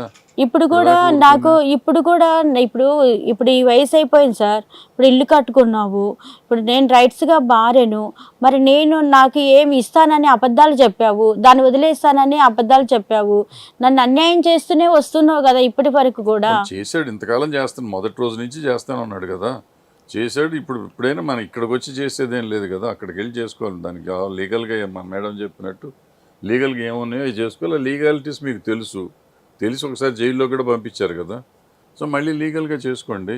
అంటే లీగల్గా చేసుకోవాలంటే ఇప్పట్లో పోలీసు వాళ్ళు కూడా అంత ఇప్పుడు అరెస్ట్ చేయరు అంతే, ఇంతకు ముందులాగానే ఉంటుంది. అరెస్ట్ చేయరు, మీరు ఎఫ్ఐఆర్ ఫైల్ ఏదో చూసుకోవాలి. మీరు ఇంతకు ముందులా గబుక్కుని అరెస్ట్ చేసి లోపల పెడతారు, అవన్నీ ఉండవు. సో అది ఏముండదు, మీ కేసు కానీ నడుస్తుంది. మీరే ఫస్ట్ వైఫ్, లీగల్గా ఫస్ట్ వైఫ్ కాబట్టి మీకు ఉంది. మీరు ఆల్రెడీ రిజిస్టర్డ్ మ్యారేజ్ పైగా లీగల్ రిజిస్టర్డ్ కదా, సో అవన్నీ సర్టిఫికెట్లు ఫోటోలు అన్నీ మీ దగ్గర ఉన్నాయి కదా, ఇంకేంటి మరి దాని మీద చూసుకోండి. నాన్న ఇప్పుడు మీరు లీగల్ ప్రొసీడింగ్స్ గురించి కొంచెం అవగాహన చేసుకోండి. ఎందుకు అంటే మీ ప్రాబ్లమ్ని మీరే సాల్వ్ చేసుకోవాలి. మీరు చేసే పని వల్ల, మీరు మాటలతో కాదు చేతలతో మీరు చేసే పని వల్ల అవతల వాళ్ళు భయపడాలి తప్ప, మీరు ఎమోషన్, కోపం, మీ హక్కుల కోసం చిల్లర వ్యక్తులతో పోట్లాడుతున్నారు. అర్థమవుతుందా? మీ అర్హత వేరు, మీ లెవెల్ వేరు. మీ రేంజ్లో మీరు క్వాలిటీగా ఎడ్యుకేటెడ్ లాగానే బిహేవ్ చేయండి. ఎప్పుడు కూడా ఈ వయసులో మిమ్మల్ని ఏదో ఏ పనో చెయ్యండి అని మేము అనలేం, కానీ ఒకళ్ళ మీద ఎందుకు డిపెండ్ అవ్వాలి? ఇప్పుడు ఇతను మిమ్మల్ని ఒక ఆట ఆడిస్తున్నది ఎందుకు అంటే 15 ఏళ్ళు 20 ఏళ్ళ నుంచి నిన్ను మోసం చేస్తున్నాడు. ఈ రోజు మోసపోవడం కాదు. ఎందుకు మోసం చేస్తున్నాడు? అతని అవసరాలకి, అతని అందంగా ఉన్న నిన్ను వాడుకోవడానికి, విచ్చలవిడితనానికి నిన్ను మోసం చేస్తున్నాడు. నువ్వెందుకు భరిస్తున్నావంటే అవసరం. ఆల్రెడీ ఒక పెళ్ళి అయ్యింది, ఫస్ట్ భర్త అట్లా అయ్యింది, ఈ రెండో భర్త ఇంకా అష్టనిష్ట దరిద్రుడో, వేస్ట్గాడో, పనికిమాలినోడో ఎన్ని పెళ్ళిళ్ళు చేసుకుంటున్నా, నీకు లీగల్గా రిజిస్టర్డ్ మ్యారేజ్ అయింది కాబట్టి నేను ఫస్ట్ వైఫ్నే కదా, ఎక్కడ తిరిగి వచ్చినా మళ్ళీ నా కాళ్ళ దగ్గరికే వస్తాడన్న ఒక ఇదితో కుటుంబం దగ్గర మళ్ళీ తలెత్తుకొని ఉండాలి, ఇంకో పెళ్లి చేసుకోం కదా అన్న ఒక సొసైటీలో గౌరవంగా బతకాలని మీరు భరిస్తూ వచ్చారమ్మా. భరించారు, చాలు. వయసే అయిపోతుంది. భరించడానికి కాదుగా పెళ్ళిళ్ళు చేసుకునేది, భరించడానికి కాదుగా బతికేది. నీ హక్కు కోసం నువ్వు మాట్లాడు. ఇప్పుడు మీరు మాట్లాడేవి ఒక 3 పాయింట్లు నేను క్లారిటీ ఇవ్వాలి. ఒకప్పుడు కేసులు వేరు, ఇప్పుడు కేసులు వేరు. ఒకప్పుడు ఎవరన్నా ఉండాలి తోడు, మనం పోలీస్ స్టేషన్లకి వెళ్ళాలన్నా మనం ఒక్కడమే వెళ్తే ఇలా వేలు పెట్టి చూపించే స్టేజ్లో నుంచి ఈ రోజున వేరే కంట్రీస్ కూడా సింగిల్ ఉమెన్ వెళ్ళి హ్యాపీగా తను ఎంజాయ్ చేసి, తన కోసం తన టైం స్పెండ్ చేసి ఎంజాయ్ చేసి వస్తున్నారు. అది ప్రకృతిని చూడటమా, అడ్వెంచర్స్కి వెళ్ళటమా, గ్రూప్ టూర్స్లోకి వెళ్ళటమా అని. అంటే ఇండివిజువల్గా ఏ పనన్నా చేసుకోవచ్చు. ఇండివిజువల్గా మీరు పోలీస్ స్టేషన్కి వెళ్తే మిమ్మల్ని ఎవరు తక్కువగా చూడరు. అర్థమవుతుందా? ఇక్కడ మీ అమ్మాయి తోడు వస్తుందా, లేకపోతే నువ్వు ఒక్కదాని వెళ్తావా, లేదండి పక్కన ఒక చిన్న లాయర్ ఉన్నారు ఆ లాయర్ ద్వారా వెళ్తావా అంటే వాళ్ళే చూసుకుంటారు. మీరు కొంచెం చాలా అమాయకంగా మంచిగా ఉన్నారమ్మా. నాకు తెలిసి మీరు ఏదైనా ఒక చిన్న లాయర్ ద్వారా ప్రొసీడ్ అవ్వడం బెటర్. ఎవరు దొరకపోతే మేము ఎవరినైనా రిఫర్ చేస్తాము, అప్పుడు మీరు అట్లా వెళ్ళండి. ఎలా వెళ్ళండి? మీకు 2 డౌట్లు ఉన్నాయి. మరి కేసులు వేస్తే ఒకప్పుడు అరెస్ట్లు అయ్యారు, ఇప్పుడు అరెస్ట్ అవ్వరు. అప్పుడు నువ్వు వేసిన కేసు చాలా స్ట్రాంగ్ కేసు. ఫస్ట్ వైఫ్ ఉండగా రిజిస్టర్డ్ మ్యారేజ్ చేసుకొని సీక్రెట్గా రెండో పెళ్లి చేసుకోవడం లీగల్గా అది చెల్లదు కాబట్టి అరెస్ట్ చేశారు, లోపలేశారు, 4 పీకారు, అన్నీ అయిపోయినాయి. అయినా సిగ్గు లేకుండా 2 years తర్వాత వచ్చి నిన్ను బతున్నాడు, మళ్ళీ తెచ్చుకున్నాడు. అతనికి నిన్ను ఎంజాయ్ చేయాలి, మళ్ళీ నువ్వు ఈ కేసు వదిలిపోతే పనిష్మెంట్ పడుతుంది, ఎందుకు వచ్చిన గోళ అని నిన్ను బతులు ఆడుకొని తెచ్చుకున్నాడు. నువ్వు ఆ రోజే స్ట్రాంగ్గా ఉండుంటే కనీసం ఒక 10-15 లక్షలన్నా సెటిల్మెంట్ అమౌంట్ ఇచ్చి క్లోజ్ చేసుకునేవాళ్ళు. దాంతో ఏ ప్రాపర్టీ కొన్నా ఈరోజు కోటేశ్వరాలు. నువ్వు ఆ పని చేయలే. ఎందుకు అంటే భర్త కావాలి, సొసైటీలో భర్త ఉంటే గౌరవం అని. అంతే. ఆ పోస్ట్ నుంచి గౌరవం కోసం వచ్చా. పోనీ గౌరవించాడా? మళ్ళీ 3వ పెళ్లి చేసుకున్నాడు. పోనీ అప్పుడైనా నువ్వు పోలీస్ స్టేషన్కి వెళ్ళి అరే బాబు కేసు క్లోజ్ అవగానే నెక్స్ట్ రోజు ఇట్లా పెళ్లి చేసుకున్నారు అని మీరు ఆ రోజు స్ట్రాంగ్ గా ఇంకో కంప్లీట్ ఇచ్చేస్తే 7 సంవత్సరాలు నడిచింది. ఆ కేసు ఏమైందమ్మా? పాప పుట్టిన తర్వాత కూడా పాప చనిపోయే వరకు కేసు నడిచింది. ఆ కేసు ఏమైంది? ఆ కేసు ఏమైందంటే మా మామ మా మరిది కోర్టుకి వెళ్ళి అడ్వకేట్ మహేష్ అని అన్నారు, అక్కడికి వెళ్ళి నా కోడలు ఈమె వేరే పెళ్లి చేసుకోలేదు అనేసి రాసి ఇచ్చారు. ఈమెనే నా కోడలని అందరు రాసి ఇచ్చి నువ్వు కూడా మళ్ళీ భర్త కావాలి కాబట్టి పోనీ ఇప్పటికన్నా మారారులే, ఆ 3వ అమ్మాయి కాబట్టి ఎంటర్టైన్ చేద్దామని దాన్ని ఏమన్నారు, అది వెళ్ళిపోతుందంట పాప పుట్టినాక. అదే నువ్వు నమ్మావు, 2వ అమ్మాయిని ఎట్లా తరిమేశారో ఈ అమ్మాయిని కూడా తరిమేస్తారులే అని నువ్వు నమ్మి మళ్ళీ 2వసారి కూడా కేసు విత్డ్రా చేసుకున్నావు. అసలు మీరు ఎప్పుడు రియాక్ట్ అవ్వాలంటే పాప చనిపోయినాకనే రియాక్ట్ అయ్యి కొంచెం ఇదయ్యారు. మళ్ళీ మీరు కంప్లైంట్ ఇచ్చుంటే వాళ్ళు సెటిల్మెంట్. పాపను కూడా అంటే నాకు ధైర్యం లేకుండా భయంతో ఉన్నా మేడం. ఇప్పుడు పోలీస్ స్టేషన్ నాకు పాప రోజు గుర్తొస్తూ బాధ అనిపిస్తుంది, కానీ నాకు ఐడియా ఇచ్చారు వేరే వాళ్ళు, నువ్వు మీ ఆయనే చంపేశారు, అది ఇద్దరు కలిసి. కనీసం ఆ రోజున అట్లా డౌట్ రేస్ చేస్తూ ఒక కంప్లైంట్ ఇచ్చినా అది స్ట్రాంగ్ గా ఉండేది. కానీ నువ్వు ఇవ్వలే. ఓకే కంప్లీట్ చేద్దాం, కానీ నువ్వు ఇవ్వలేదు కాబట్టి పోనీ ఇప్పుడైనా కానీ భర్త కావాలనే భరించావు. కానీ అతను బిహేవ్ చేసే విధానం వేరుగా ఉంది. 3వ భార్యతో ఎంజాయ్ చేస్తున్నాడు, నీతో ఎంజాయ్ చేస్తున్నాడు, మళ్ళీ 3వ దుకాణం పెట్టాడు. ఎవరో అదే అమ్మాయి పేరేంటే తిరుపతమ్మ మంగతాయ తాయారుతో మళ్ళీ ఏదో తయారయ్యాడు. సో ఇంత క్యారెక్టర్లెస్ గా ఉన్న వ్యక్తికి నువ్వు ఇంకా బ్రేక్ వెయ్యాలి. ఇప్పుడు బ్రేక్ ఎందుకు వేసానంటే మేడం, ఈ 3వ వ్యక్తి వచ్చిన తర్వాత ఇంట్లో వీడియో కాల్ ఇవన్నీ చూసాక నాకు అనిపించి విరుక్తి పుట్టి ఇంతవరకు తనను కేసు వద్దు, ఆయన బాగుండాలి, ఎట్లా ఉన్నా అయిపోయింది, ఏదో పిల్లలు ఉన్నారు, నా బాధ నేను పడని అనేసి ఓర్చుకున్నాను. ఎప్పుడైతే ఈ ఎంట్రీ అయిందో, నేను ఒంటరిగా ఎంత సంవత్సరాలు ఉంటా మేడం చెప్పండి, నాకు విరుక్తి వచ్చేసింది. ఆమెతో ఉంటూ వీళ్ళ కార్లలో కారు కొని బంగారం వేసుకొని వాళ్ళతో తిరుక్కుంటూ చేసుకుంటూ, నేను కూడా మనిషినే కదా మేడం, ఎంతవరకు నేను కూడా సహిస్తాను. అందుకే ఇంకా నువ్వు సహించొద్దు. 498 కేసు నువ్వు వేసినా ఇప్పుడు అంత స్ట్రాంగ్ కాదు. అరెస్టులు ఉండకపోగా అమ్మాయి ఇన్ని సంవత్సరాలు కాపురం చేసేసావుగా ఏంటి అంటారు. ఎందుకంటే మేమంటే ఇంత టైం స్పెండ్ చేసి నీ బాధ ఏంటో విన్నాం. కోర్టులో సీన్ బట్టే, పోలీస్ స్టేషన్ లో సీన్ బట్టే ఉంటది. అప్పుడేంటి సెకండ్ మ్యారేజ్, నువ్వు ఫస్ట్ వైఫ్, స్ట్రాంగ్ కేసు. మొన్న 2వసారి వేసినప్పుడు ఏంటి, నువ్వు ఫస్ట్ వైఫ్, ఆ అబ్బాయి 3rd మ్యారేజ్ చేసుకుంటున్నాడు, కేసు స్ట్రాంగ్ గానే వేశారు. ఇప్పుడు ఏముంది, అలాగే అన్ని సీరియస్ కండిషన్స్ అన్ని అయిపోయినాయి. నాకు ఎందుకు ఇట్లా చూసారు కదా మేడం, ఎందుకు ఇంత బాధ అనిపిస్తుంది అంటే, ఇప్పుడు ఏ ఏజ్ అనేది కాదు నాకు ముఖ్యము, భర్త నువ్వు సొంత ఇల్లు కొని దాన్ని పెట్టుకొని అదే మాట్లాడుతున్నా. నెక్స్ట్ సో ఇప్పుడు 3వసారి కేసు ఎందుకు వేయాల్సి వస్తుంది అంటే, నీకు వయసు అయిపోయింది, 1 రూపాయి అంటూ లేకపోతే నిన్ను చూసేవాళ్ళు లేరు. ఉన్నంతలో కనీసం అతను నీకు రెగ్యులర్ గా మెయింటెనెన్స్ ఇవ్వాలి. కోర్టు ఏం చెప్తుంది, భార్య పిల్లలకి తిండి పెట్టండి, షెల్టర్ ఇవ్వండి, చదివించండి, లేకపోతే మెడికల్ ఉంటే చూడండి, ఇట్లాంటి వాటినే గానీ ఆస్తిలో వాటా ఇవ్వమని ఏ కోర్టు చెప్పట్లా. అర్థమవుతుందా? ఆయనకి నచ్చి ఆయన ఆస్తి ఎవరికి ఇచ్చుకుంటాడో వాళ్ళకి ఇచ్చుకుంటాడు. నువ్వు ఆస్తిలో వాటా ఇవ్వట్లేదండి నాకు, లేకపోతే ఆస్తిలో నన్నన్నా ఉండనివ్వాలి కదండి, నేను కూడా ఆవిడతో ఈక్వలే కదా, ఆవిడ ఒక ఫ్లోర్లో ఉంటే నేను ఒక ఫ్లోర్లో ఉంటాను కదా భర్త దగ్గర, ఇలా అడుగుతున్నారు. అలా ఇష్టం లేకుండా ఒక చోటకి వెళితే వాళ్ళు మిమ్మల్ని ఏదన్నా చేస్తారు, లేదా మీకు మీరే ఏదో అయ్యేలాగా క్రియేట్ అన్నా చేస్తారు. పిల్లనే డౌట్ఫుల్గా నీకు తెలుస్తుంది, నీ విజన్లో నీకు అర్థమవుతుంది ఎవరు ఏం చేసి ఉంటారా అని. నిన్నేదన్నా చేయడానికి అవకాశం ఉంది, నీ మీద నీ కూతురు ఆధారపడి ఉంది, ఆ పిల్లకు ఒక పిల్ల ఉంది, మనవరాలు ఉంది, ఇన్నున్నారు కదా. సో వాళ్ళ కోసం నువ్వు బతకాలి, ఇప్పుడు ధైర్యంగా బతకాలి. నీకు అన్యాయం చేసిన వ్యక్తి దగ్గర నుంచి నువ్వు మెయింటెనెన్స్ వసూలు చేయాలి అనేది నేను చెప్తున్నా. ఆస్తి మనకి రాదు, ఇంట్లోకి వెళతావా వెళ్ళవా అనేది నువ్వు ఆయన సెటిల్మెంట్ చేసుకునే దాని మీద ఉంటది. ఇప్పుడు నువ్వు మెయింటెనెన్స్ కేసు వేసావనుకో, చాలా స్ట్రాంగ్ గా కేసు వేసిన దగ్గర నుంచి క్యాలిక్యులేషన్ వస్తుంది. ఇప్పుడు మీరు ఈ 15 days లో మీరు కేసు ఫైల్ చేస్తే జూన్లో నెంబరింగ్ అవుతుంది. 2-3 నెలలకు అతను సమన్స్ వెళ్తాయి. ఒక 6 నెలల నుంచి నీకు మెయింటెనెన్స్ స్టార్ట్ అవుతుంది అనుకుందాం. ఇంటీరియర్ మెయింటెనెన్స్ ఎప్పటి నుంచి స్టార్ట్ అవుతుంది అనుకుంటున్నావు? కేసు వేసిన దగ్గర నుంచి స్టార్ట్ అవుతుంది. అంటే 6 నెలల ఇన్కమ్ కూడా, నెలకి 10,000 ఆర్డర్ చేసిన చేతి ఖర్చులకు ఉంటాయి, ఎందుకు వదిలేయాలి, నీ మెడికల్ ఖర్చులకు ఉంటాయి. అంతే మేడం. అర్థమవుతుందా? ఒక చిన్న లాయర్ని కలిసి ఫస్ట్ మెయింటెనెన్స్ కేసు వేయండి. విడాకుల కేసులు వేయొద్దు, అతను వేస్తే ఊరుకోవద్దు. అలాగే 498 DVCలు కూడా అవసరం ఈ కేసులో. నువ్వు భార్యవి, ఫస్ట్ భార్యవి, నీ హక్కులు నీకుంటాయి. ఇన్ కేసు అతనికి సడన్ గా ఏదైనా అయ్యిందే అనుకో, అదే కదా. అతని పేరు మీద ఉన్న ఆస్తిలో నీకు ఫుల్ రైట్స్ ఉంటాయి. అర్థమవుతుందా? సెకండ్ వైఫ్ కి ఎటువంటి రైట్స్ ఉండవమ్మా, నీకు పూర్తి రైట్స్ వాళ్ళంతా ఉంటాయి. గుడి పుట్టని చేస్తారు మేడం. చెయ్యని నీ హక్కు. నువ్వు వాళ్ళ ఇంటికి వెళ్ళలేవు, వెళ్తే ఊరుకోరు. నిన్ను ఫోర్స్ఫుల్ గా తీసుకెళ్ళి నువ్వు ఒకవేళ ఫోర్స్ఫుల్ గా వెళ్ళావంటే ఏదైనా చేస్తారు. మనకు అట్లా అవసరం లేదు అంటున్నా. ఇంకా పోరాడింది చాలు, రెస్ట్ తీసుకో. నువ్వు రెస్ట్ తీసుకొని కాస్త కాలు మీద కాలేసుకొని తినాలి అంటే మెయింటెనెన్స్ కావాలి. అది ఒక్కటే తన్నుకుంటూ వస్తుంది నువ్వు ఆ పిటిషన్ వేస్తే. ఇది ఒక్కటే వేసి రిలాక్స్ అవ్వండి అమ్మా, ఇప్పటిదాకా పడిన కష్టాలు చాలు. చాలు మేడం. అర్థమవుతుంది? అది కూడా నాకేంటంటే ఇప్పుడు మూడో వ్యక్తి వచ్చి ఎక్కడో చెన్నైకి దీపావళి పండగకి వెళ్తున్నాడు, వాళ్ళ పిల్లలు అక్కడ చదువుతున్నారని వెళ్తున్నావు.